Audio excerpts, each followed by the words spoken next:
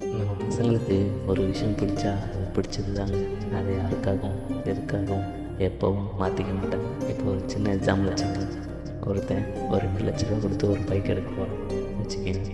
அவங்க சொந்தக்காரங்க இல்லை அம்மா அப்பாவோ என்ன சொல்லுவாங்க, நீ 2 லட்ச ரூபா கொடுத்து பைக் எடுக்கிறதுக்கு ஒரு கார் வாங்கலாமே, வீட்டோட போகலாம், எல்லோரும் போகலாம் அப்படின்னு சொல்லுவாங்க. சரி, அப்படியே அவன் வாங்குறேன்னு சொன்னால் கூட சரி, மைலேஜ் வர பைக்காக வாங்குவோம், இல்லைனா 2 பேர் இல்லைனா 3 பேர் போகிற மாதிரி பைக் வாங்கணும்னு சொல்லுவாங்க. அவங்க கடைசியில் சொல்லிட்டு தான் இருக்கும்.